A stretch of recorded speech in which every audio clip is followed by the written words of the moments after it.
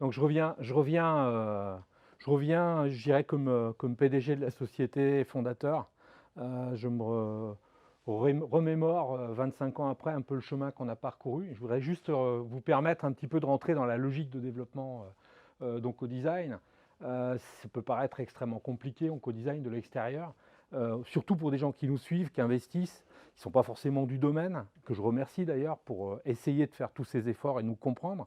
On est rentré dans une phase, on va dire, où on essaye de clarifier au maximum nos activités scientifiques, nos activités commerciales, business, de calculer sur des marchés différents le développement de la société également. Donc ce que je vais essayer de faire là, c'est de vous donner quelques clés de lecture pour réunir tout ça.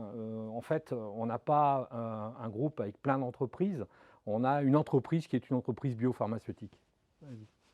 Et elle est assez simple, je crois, à comprendre, en tout cas, quand on garde en tête une chose essentielle, la mission, d'accord? La mission, c'est découvrir des thérapies efficaces pour lutter contre le cancer. Ça reste le moteur. Bien sûr qu'on l'a étendu à d'autres pathologies, c'est normal, on a les outils pour ça. Mais ça veut dire qu'on est quand même tourné d'abord sur le patient, d'accord? Et tout ce qu'on fait et tout ce qu'on veut obtenir comme résultat, c'est ça. Et je me battrai jusqu'à la fin de ma vie, je pense, pour essayer d'aller dans cette direction-là.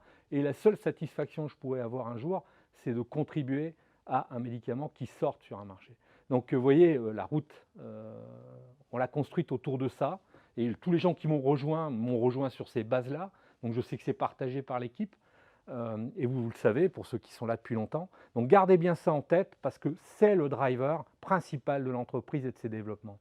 Après, vous avez eu l'occasion de voir notre plateforme de médecine de précision, notre modèle d'innovation, ça a été décrit notamment par Fabrice. Ces 3 activités stratégiques, qu'est-ce qui fait, je dirais, la charpente, l'architecture de l'entreprise? Ces 3 activités, expérimentation, découverte et études. Je ne reviens pas sur le fond, ça a été expliqué avant, mais retenez ça, c'est des axes. Et c'est des axes qui définissent un espace, on va en parler un peu plus loin, notre espace d'innovation. L'espace d'innovation, c'est notre liberté aussi d'entreprendre. Et ça, je pense qu'il faut bien le garder en tête. Non, reviens. Voilà, reviens juste, voilà, non, voilà. Donc, aussi comme élément, vous voyez arriver dans le jeu, ce n'est pas quelque chose de nouveau. L'innovation, c'est notre philosophie. Donc, l'intelligence artificielle, on l'a choisie pour amener dans l'entreprise de l'innovation pour les 5 années à venir. On ne change pas notre métier. On ne sera jamais une boîte d'IA, ce n'est pas notre métier. Par contre, on sait comprendre l'IA, on sait amener ces technologies à l'intérieur.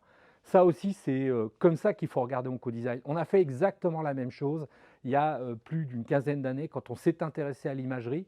Le but n'était pas de devenir des imageurs, le but était de se servir de l'imagerie pour amener, suivre l'efficacité des traitements, la toxicité des traitements, le comportement des molécules. Et pourquoi? Parce que tout simplement, on peut partir de la recherche et aller jusqu'au patient. Et c'est ça la médecine translationnelle. C'est ça aussi la médecine de précision. Et si on n'a pas cette largeur, on va dire, technologique dans l'entreprise, on ne peut pas le faire. L'organisation, elle est maintenant centrée en business unit. Vous les avez vus, vous avez vu les responsables de ces business units qui vous ont expliqué leurs activités, leurs projets.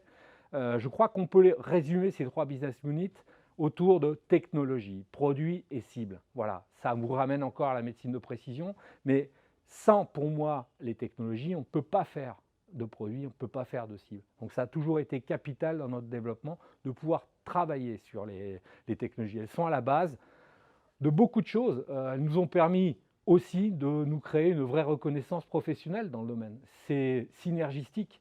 Hein. Vous développez des technologies, vous produisez avec ces technologies des services, des produits et autres. Vous faites aussi reconnaître dans un milieu professionnel et vous ouvrez des portes. Il ne faut pas croire que vous arriviez un jour avec la clé, on va dire sacrée, qui ouvrira toutes les portes. Vous devez démontrer. Et ça prend du temps. Alors oui, le temps. Je sais que le temps aujourd'hui, c'est un sujet d'ailleurs, y compris pour Oncodesign et surtout pour les investisseurs.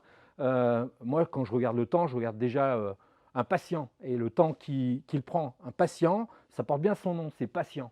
D'accord? Et il faut du temps pour traiter, il faut du temps pour découvrir. Oui, on n'est jamais à l'aise avec un calendrier quand on fait ce type de recherche, il faut bien le savoir. Et si on ne le sait pas ou si on ne veut pas l'admettre, il ne faut pas rentrer dans ces domaines-là. Voilà. Ça, je le répète, c'est une conviction. Et je crois que tout ce qu'on fait, on le fait avec beaucoup de conviction. On passe à la suivante. Voilà, si je veux revenir un petit peu à la vision 3D, celle qu'il faut avoir quand on regarde au co-design et qu'on veut réunir finalement ces 3 business units, vous les avez l'une intriquée dans l'autre, c'est un tissage en co-design, c'est un tissage, c'est une tradition, le tissage, on va dire une tradition européenne, on l'a gardé ici et on a travaillé autour de ça pour essayer effectivement de créer de l'innovation. Donc, quand on utilise les technologies, le but c'est trouver des cibles et trouver des produits. Voilà, pour nous c'est très clair, donc c'est indispensable. On a des enjeux technoscientifiques d'ici 2025 importants et chacune des BU a les siennes. Je veux dire, développer une plateforme de drug discovery innovante, performante en médecine de précision. Je vais vous dire qu'on a déjà beaucoup de choses en oncologie, on a déjà beaucoup de choses autour de la chimie. Mais on vous a parlé de MRT. MRT ne tombe pas du ciel. MRT, c'est des vecteurs biologiques, c'est la capacité de les associer. Si on a ça, c'est parce qu'on a travaillé avant sur le développement de farm-image, etc., etc. Ça vous a été dit par, je dirais, Monsieur Provost juste avant. C'est là aussi le tissage. C'est comme ça qu'il faut voir les 3D. Et construire un portfolio de produits thérapeutiques en oncologie, oui. On peut regarder aujourd'hui notre portfolio et se dire que finalement ce portfolio est mince. Oui, alors il est mince. Simplement, c'est plus de 15 ans, c'est déjà plus de 12 ans de réflexion en commun et de travail en commun autour d'une technologie qui s'appelle nanocyclics. Et on est parti de molécules et on a regardé les applications. Là, on se recentre en oncologie et on veut aussi se donner des chances sur d'autres types de cibles. Donc, on construit cette approche. Vous avez compris qu'MRT arrivait. MRT, c'est forcément des applications en oncologie. C'est aussi pour ça qu'on y va. Voilà. Donc, on va construire ce portfolio de différentes manières. Construire aussi une plateforme performante pour la sélection de nouvelles cibles thérapeutiques en oncologie. Oui, il existe une BUIA. La BUIA, son objectif, c'est de construire cette plateforme. Alors, peut-être et sans doute, vous verrez son nom changer avec le temps. C'est son objectif, les cibles thérapeutiques. Et puis, à côté de ça, de manière translationnelle, ramener avec l'IA de l'innovation pour toute la chaîne de la drug discovery. C'est vraiment ça. Donc, quand on regarde l'économie et les résultats économiques d'OncoDesign, c'est la résultante de toutes ces activités qui engendrent des business models différents. Et ça, c'est important aussi à comprendre. Je sais, vous êtes financier ou vous avez une culture financière et pour vous, la valorisation, c'est quelque chose de central. Quand on fait un acte d'investissement, il faut savoir dans quoi on investit, qu'est-ce que ça peut valoir. C'est compliqué quand on amène un socle technologique aussi large, puisqu'on peut regarder que la finalité, le rikiki, chiffre d'affaires, la difficulté à amener des médicaments sur le marché, ou au moins d'amener des candidats médicaments au contact des industriels qui ont la capacité à faire ces développements.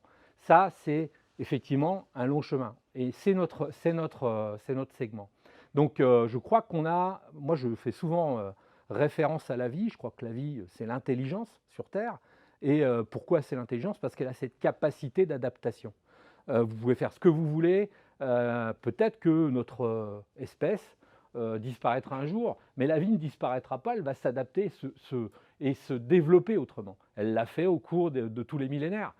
Et pour ça, il faut une extrême agilité. Et moi, je pense que si on veut être intelligent, à l'heure d'aujourd'hui, avec l'accélération qui se produit dans la société, dans nos métiers, il faut avoir cette capacité, cette agilité extrême. Oui, on peut être amené à travailler sous la forme service. Oui, on peut être amené à travailler sous la forme partenaire et engager des fonds en même temps et travailler sur d'autres business models. Il faut être capable de faire tout ça, en même temps, il faut être capable de faire toutes les activités qu'on vous a présentées avant. Et c'est notre ambition. Donc, je vous ai parlé de cet espace d'innovation. Je vous le représente là de manière plus mathématique, on va dire, avec ces 3 axes. Et si on regarde ces 3 axes, il nous donne cette orientation pour le futur. Quand on parle de développement technologique et de la dynamique, alors oui, elle est basée sur une dynamique d'acquisition, ou elle est basée sur une dynamique aussi de développement interne. C'est notre modèle de build-up. Alors je côtoie des gens des grosses sociétés qui achètent. Alors le build-up, c'est j'achète, j'achète, j'achète, jusqu'à plus fin. mais je ne sais pas toujours comment associer les choses. Nous, le build-up, notre build-up, celui qu'on fait, il est d'abord technologique. On tisse. Ce qui fait aussi toute notre différenciation par rapport aux autres dans ce domaine-là. On n'a pas à se casser la tête sur notre ADN, on l'a au travers de ça. Il part de ce modèle-là, d'accord? Le portfolio, bah vous avez vu l'histoire de MRT. Voyez FarmImage. FarmImage, c'est une plateforme qu'on met en place 2005-2008. C'est une réflexion, c'est l'association, c'est notre culture collaborative. C'est l'association de gens qui font des choses que nous, on ne fait pas. Comment on travaille ensemble. C'est ça aussi l'innovation. C'est créer des modèles de collaboration. Et là, on est très fort, parce qu'on développe ça depuis toujours. Et quand on a FarmImage et quand on a développé toutes ces approches-là, ben oui, c'est un pas à faire. Il est toujours conséquent, mais on a tout pour le faire, alors qu'ailleurs, il n'y a pas ça. Pour les MRT, c'est le cas. C'est un bel exemple autour de ça. Donc, vous voyez, ce n'est pas qu'une réflexion sur comment je développe le service, puis après, ah bah oui, qu'est-ce que je vais faire dans mon portefeuille, et puis, ah oui, l'IA, c'est intéressant, je vais le prendre à la maison quand même, parce qu'on ne sait jamais. Donc, ça n'a rien à voir avec ça. C'est structuré. Et puis, on est patient-driven, on reste patient-driven. Et les data, notre capacité à innover dans le domaine de l'IA, ce n'est pas de travailler sur les boîtes noires. Il y a la technologie, même si on a déjà pris un axe, vous avez entendu parler de connectivisme, vous avez entendu parler de symbolisme. Oui, mais ça, on s'en fout quelque part, parce que c'est ce qu'il y aura sous le capot. Ce qui nous intéresse, nous, c'est la qualité des data. La qualité des data, elle vient notamment de nos démarches qu'on a fait depuis 2013 au travers d'Imodi. Comment on conçoit ces modèles, comment on fait le lien avec le patient, comment on accumule ces data. La recherche, c'est la production de data. Par contre, il faut l'analyser derrière, d'accord? Et donc, il nous faut les outils pour le faire. Et OncoSnipe, c'est comment on vient du patient pour retourner au laboratoire. C'est ça. Et c'est ce lien-là, c'est sélectionner des cibles. Sélectionner des cibles, c'est les identifier et valider. Et c'est passer de l'ordinateur au laboratoire, au patient. D'accord? C'est tous ces ponts. Alors, nous, c'est là-dessus qu'on a toujours concentré nos efforts. Donc, ça nous paraît non pas facile, mais on voit comment approcher la question. D'accord? Et donc, c'est là-dessus qu'on travaille aussi. Donc, je vous le dis parce que ça, c'est quelque chose d'hyper important pour OncoDesign. Et puis, la culture collaborative, elle nous permet quoi? Quand les technologies ne sont pas chez nous, ça vous a été aussi présenté dans le cadre du service, mais aussi dans le cadre, je dirais, de biotech, on peut acquérir, on peut faire des consortiums technologiques, on fait des consortiums pour des offres, on crée un campus, parce que tout simplement, il ne faut pas réinventer la roue, il faut apprendre des autres. D'accord? Et les autres sont là, et quand on est un acteur économique, on a un impact sur son environnement. C'est un impact sociétal. Pas simplement au travers des gens avec lesquels on a l'occasion et la chance de travailler, mais aussi au travers de ce qu'on va amener dans la société. Donc ça, c'est hyper important dans OncoDesign. Ça fait partie du moteur. Vas-y. Et si je veux revenir un petit peu aux priorités à venir au niveau de l'investissement d'ici 2025, si je reviens sur le service, oui, c'est la partie mature de l'entreprise. Et la question, c'est comment sélectionner les meilleurs candidats médicaments. Et là, c'est basé sur les technologies. Les technologies, elles sont là, d'accord? Elles ne sont pas ailleurs. Et là, il nous faut effectivement des technologies pour générer des agents biologiques. Vous l'avez compris, il nous faut des technologies pour valider les cibles. Il nous faut des technologies pour générer des hits en chimie. Oui, on a identifié des gaps et on travaille dessus, d'accord? Et ça, c'est pour notre continuum. Ce continuum qui sert pour nos clients, pour nos partenaires et pour nous-mêmes. Il n'est pas différent. Biotech, c'est construire les outils thérapeutiques les plus efficaces. Les produits, effectivement, les inhibiteurs de kinase. On a une plateforme fantastique qui montre tous son potentiel à l'heure d'aujourd'hui, même si ce n'est pas compris. Mais les résultats le montrent quand même. Ce n'est pas si évident que ça de sortir des candidats de médicaments. Et ce n'est pas le temps qui fait la réussite, c'est aussi le talent et la qualité de la plateforme. Donc bien sûr qu'on va continuer dans ce domaine. Les biomarqueurs, radiotraceurs, oui, radiotraceurs, pharmaco-imagerie, oui, la démarche en 2009, elle était totalement innovante. On en a entendu de la part d'experts qui nous disaient que ce n'était pas possible. On l'a démontré. On a une molécule qui a fait sa preuve du concept en clinique. Ça, c'est hyper important. La radiothérapie systémique, je ne reviens pas dessus, ça fait partie du futur. Et on a une chance, c'est qu'on a toute la plateforme pour pouvoir travailler là-dessus. Alors, ce n'est pas une chance, vous l'aurez compris. On a travaillé quand même pour l'obtenir. Et le licensing in, ça c'est nouveau. On a une plateforme super en oncologie. On voit passer depuis 25 ans des centaines et des milliers de composés, d'approches thérapeutiques totalement différentes. Et on a des gens qui viennent nous voir en disant « ça nous intéresserait quand même que vous rentriez dans les projets, que vous soyez partenaire des projets, etc. » Un peu comme on le fait avec la pharma. Bon, on ne l'a jamais fait jusque-là. Et puis là, on a réfléchi depuis un an, effectivement, à une possibilité d'ouvrir aussi ce créneau-là. Alors, on l'appelle homing. Je vous ferai juste une diapo là-dessus pour que vous sachiez que c'est des choses qui sont en passe d'arriver dans l'entreprise et c'est important que vous l'ayez en tête. Et l'IA, c'est en démarrage. Et là, c'est cible et innovation transverse. Je l'ai décrit, c'est découvrir des cibles thérapeutiques, c'est là, ça c'est son objectif. Vas-y, à la suivante. Alors, si on veut prendre le news flow, les objectifs à 2023, on les a déjà affichés, mais je les remets parce qu'on a confiance pour les atteindre. On n'a pas de problème pour les atteindre dans nos têtes. On bosse. Par contre, on est confronté effectivement à la réalité. La réalité, c'est quand on fait des manips, on maîtrise les manips, mais on ne maîtrise pas les résultats. On enregistre les résultats et on travaille pour développer derrière. Donc pour la BU Service, 50 millions de CA en 2023, ça a été dit, 15 à 20% d'EBITDA. Vous voyez, on s'inflige aussi les règles du milieu. Le service, c'est jugé en EBITDA. Je vous garantis que ça apporte son lot de contraintes, mais ça apporte aussi son lot d'innovation, je crois. Parce qu'on a effectivement, depuis l'acquisition de GSK, et Fabrice en est un bon exemple, des gens qui sont venus de la pharma, qui ne raisonnent pas au travers de la gestion d'un projet de recherche. Ils ont des budgets, ils les gèrent. Là, le budget, il faut le gagner. C'est le chiffre d'affaires. Le début de l'année, c'est 0. D'accord? Nous, on vit ça depuis des années. C'est totalement intégré dans l'entreprise et ça vous bouge. Ça vous fait bouger. Si vous ne bougez pas, le tapis roulant, il marche à l'envers. Vous disparaissez. D'accord? Ça, c'est la force.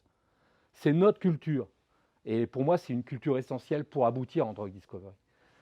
Biotech, les programmes de développement de partenariats stratégiques long terme, c'est forcément ce qu'on fait tout le temps. Et ils sont long terme, ils sont très précoces ou ils sont plus tardifs. Et on va vers du plus tardif parce qu'on veut porter les projets plus loin. Et en oncologie, on les portera plus loin. C'est aussi la règle. Donc RIPK2, phase 1, volontaire sain, 2022. Je vais y revenir parce que je n'ai pas l'habitude d'éluder, les questions qui sont posées. Ça, c'est l'objectif, qui n'est pas très différent de celui qu'on avait posé avant. Juste, on parle de phase 1, on parle d'engagement derrière. On a 3 candidats en clinique en 2023. Ces 3 candidats, c'est l'objectif. On n'a pas bougé notre objectif aussi. Et la date, on ne l'a pas bougé non plus. Donc, on se bat pour ça. BUIA, on a fixé un chiffre d'affaires aussi à atteindre à la BUIA. Et on ne l'a pas fixé dans 10 ans, on l'a fixé en 2023. On est déjà en train de discuter avec des pharmas parce que forcément, on capitalise sur l'ouverture des portes qu'on s'est créées précédemment dans d'autres domaines. Et on sait aussi amener notre regard sur les choses. Et on amène notre regard et c'est utile. On l'a déjà constaté. Donc on travaille là-dessus. Donc ce n'est pas pour dans 10 ans, ce n'est pas pour dans 20 ans, comme on pourrait le penser. D'accord? C'est pour dans pas longtemps. RIPK2, je reviens sur RIPK2. Je crois que là aussi, alors je vais me repositionner comme entrepreneur. Parce que franchement, vous avez vu 2 superbes présentations. Vous avez vu celle de Yann sur RIPK2, qui est un entrepreneur qui m'a rejoint à un moment donné dans cette aventure, avec aussi sa conviction et sa technologie. Et vous avez vu aussi un partenaire au travers de Ross Geo. Et vous avez eu 2 explications très claires, je pense, à mon sens, sur 2 cibles différentes. Une cible, l'ARC2, qui est plus mature que RIPK2. RIPK2, c'est une nouvelle cible, elle n'a pas été explorée avant, ça vous a été expliqué. C'est des degrés de difficulté différentes. Vous avez vu aussi l'engagement de notre partenaire à amener une molécule en phase 1 l'année prochaine. L'année prochaine, on ne parle pas de 10 ans, et c'est sa conviction, c'est partagé, qu'on partage fortement. Donc on n'invente rien. Dans ce domaine, on se bat pour, on fait tout pour. Donc, et puis je voudrais simplement vous dire aussi qu'au passage, quand on dit qu'on va financer une phase 1, c'est notre argent qu'on met dedans.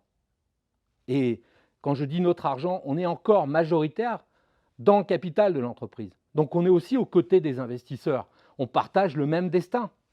Donc c'est notre argent qu'on investit là-dedans. Et si on n'y croit pas, on ne l'investirait pas. D'accord? Donc c'est la force et la conviction. Je reviens un peu sur ce domaine-là parce qu'il faut quand même que ça rentre bien, comme message. Donc, si on veut reprendre les faits, oui, c'est un programme majeur pour Oncodesign, ça l'est, je viens de le dire, je crois qu'on y croit, je ne peux pas dire plus. C'est un double challenge, oui, parce que c'est un first in class. Tout est nouveau. Oui, on financera cette phase 1, je l'ai dit aussi, ça c'est important. On a une confirmation, c'est CRIPCA2, c'est une cible d'intérêt pour une pathologie, qui est une pathologie aussi terrible, d'accord, l'IBD. Et ça, oui, c'est dans la cour des grands, parce que ce n'est pas les petits comme nous qui sont capables de porter un projet comme ça plus loin. Et donc, oui, ça prend du temps de discuter avec des grands. C'est comme ça aussi, c'est logique. Ça prend du temps. Et puis, on ne presse pas le bouton et on n'a pas un contrat à la sortie. Il faut démontrer là aussi. Il faut être crédible. Et on se bat, et notre crédibilité est dans les résultats qu'on obtient. Donc ça, c'est important. On a besoin d'approfondir nos connaissances parce que la cible est nouvelle. Mettez-vous ça aussi bien dans le crâne. C'est important d'aller plus loin dans la connaissance des choses. On ne va pas...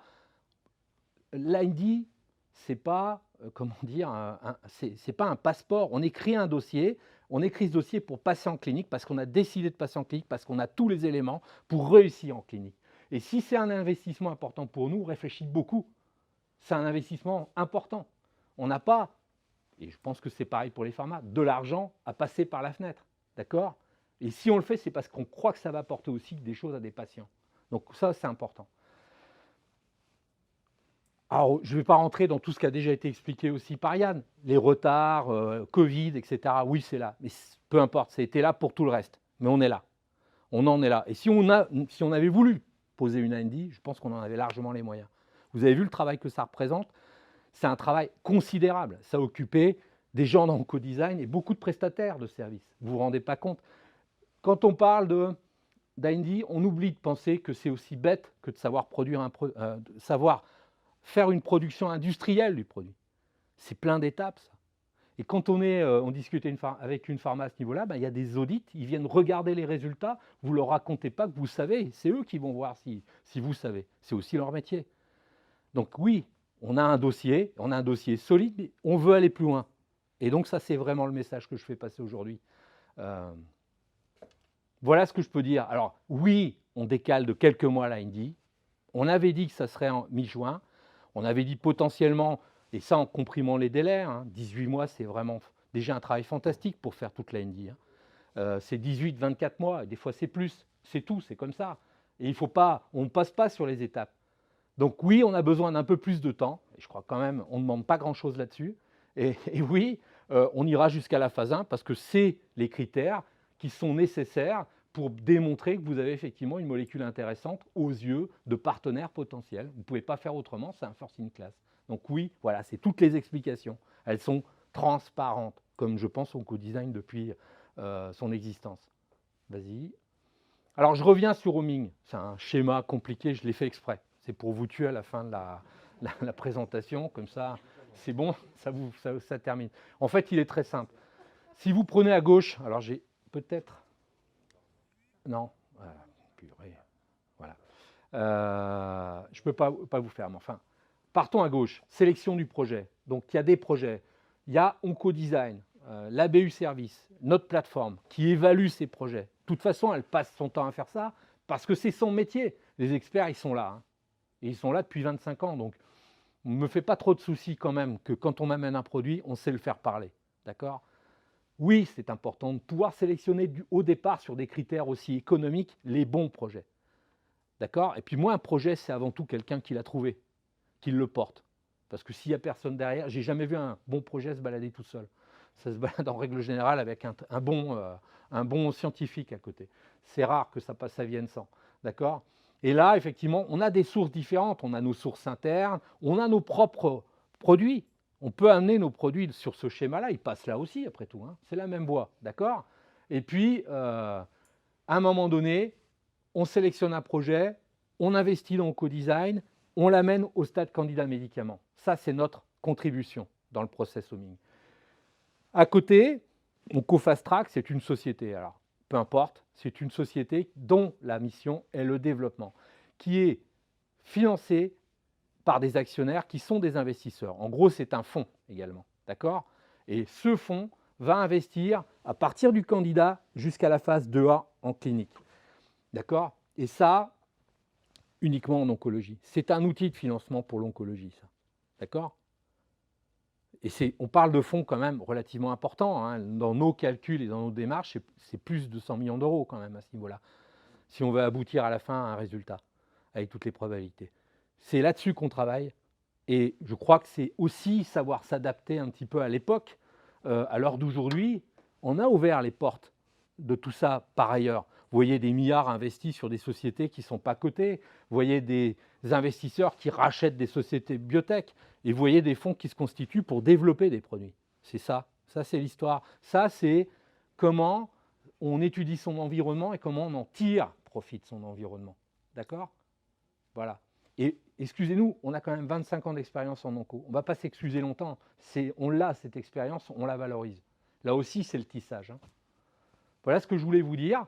Je sais que pour ceux qui sont loin d'ici, le message arrivera que la semaine prochaine au travers du site. J'espère qu'ils iront le voir. Je suis pas, j'ai appris avec le temps à être philosophe avec le cours de bourse. Je ne le regarde pas tous les jours. Je regarde surtout ce qu'on est capable de faire dans cette entreprise. Et quand je vois le potentiel, sincèrement, je ne suis pas déçu 25 ans après. Donc voilà le message que je voulais faire passer. Donc je vous salue. Voilà. Merci.